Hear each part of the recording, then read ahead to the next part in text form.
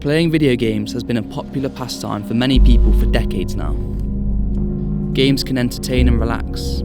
They can help friends connect or even transport players to new worlds. This has all become possible because technology has advanced. We play games differently now.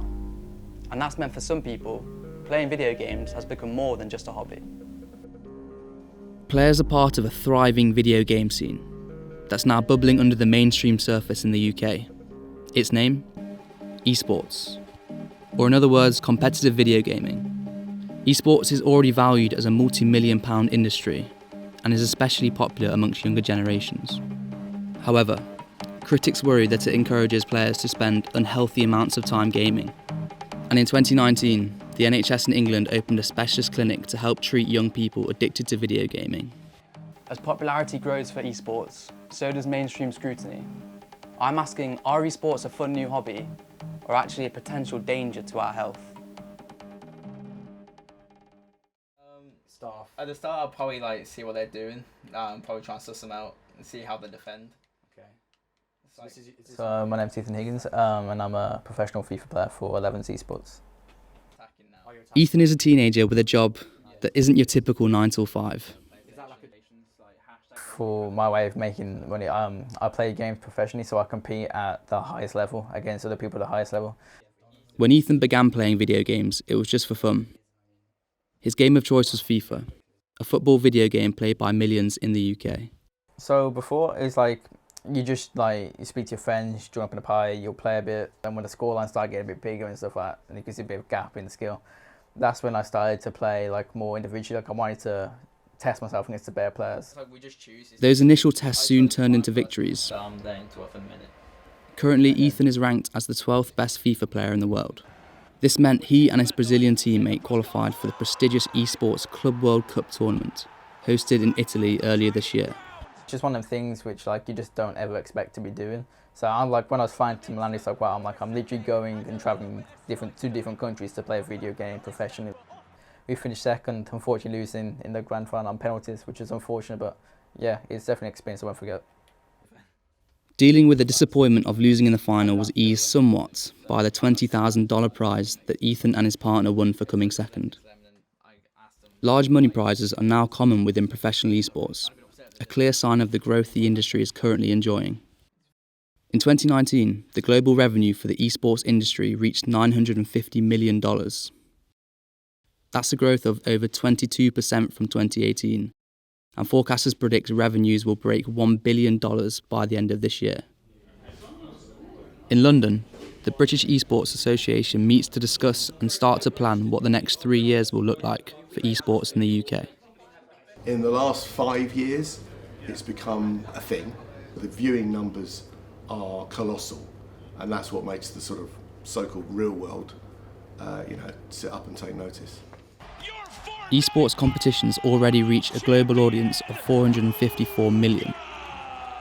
And in 2019, the world's biggest esports event, the League of Legends World Championship Final, drew a bigger audience than the American football Super Bowl.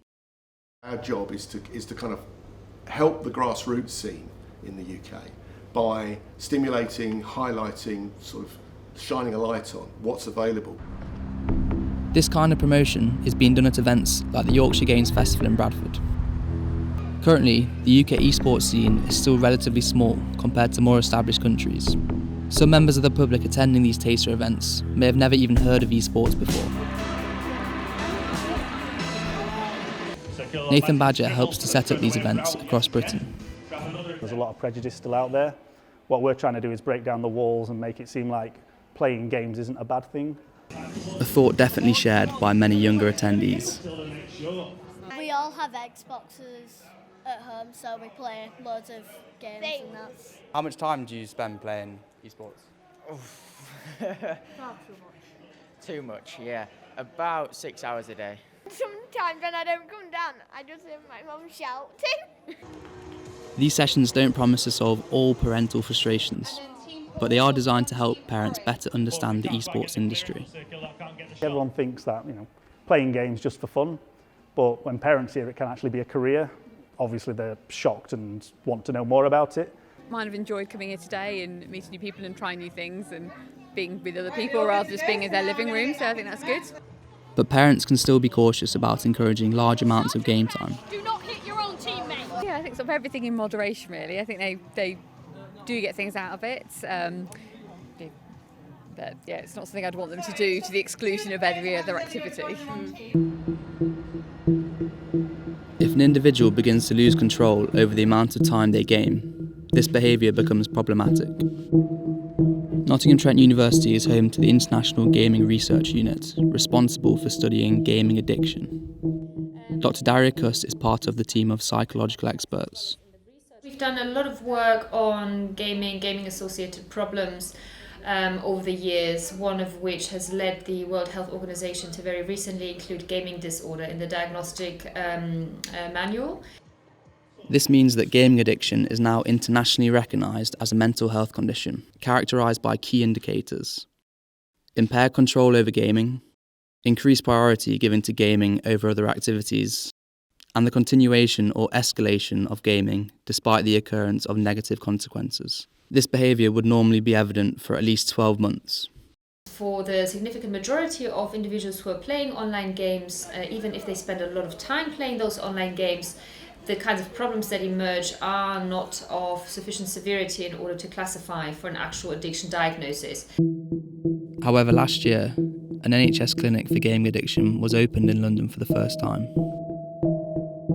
To understand the true scale of the problem in the UK, more research needs to be done. We do not have epidemiological research in this country, so that is research that really allows us to have a look at the percentage of people in the general population who are suffering from gaming addiction symptoms. I think this FUT Champs Cup. For Ethan, remaining as one of the world's best esports players requires a heavy time commitment.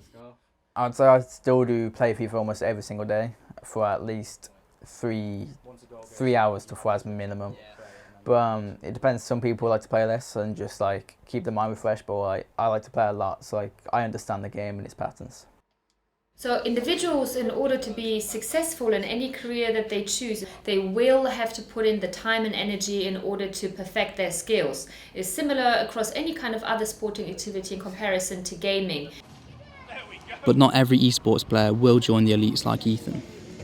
So what happens to players that won't make it pro? It's the same with football, only 1% of people will become pro players, but there is so much behind the scenes work. There's definitely jobs out there, and we want to make it a viable career for as many people as possible. One new pathway into esports employment is through education. In September 2019, Barnsley College became the first further education centre in the UK to offer an esports course. The growth of the industry is absolutely huge. There's a huge opportunity here to almost get into this at a time where these students are going to be the first that are qualified. They're going to be the first to work because the industry is only growing and it's only getting bigger. 37 students started the course last year. Ethan Cartwright was one of them. It's esports and entrepreneurship, so it's got a lot of business behind it. We do stuff like business planning and implementation, leadership and teamwork, which is like stuff like Belbin's team roles and that there. The course also aims to teach students about the importance of moderation. We have a responsibility working in education to educate them on that first and foremost, and whilst the time that they're with us to make sure that they have that balance, and that's what we really try and do. People have said, what is this? Are they coming to college to play games all day? As well, no, it's just exactly the same as if you were studying a sports course. You've got a passion for sport, but you want to go and work in sport as a career. And the similarities don't end there. Even though currently under UK law, esports is classed as a game, it hasn't stopped some sports stars getting in on the action. At the start of this competitive year, I was a free agent, so I was hoping to get recognised by a team. The next thing I was signed with 11 Esports, which was run by Gareth Bell. But I want to take it a step further.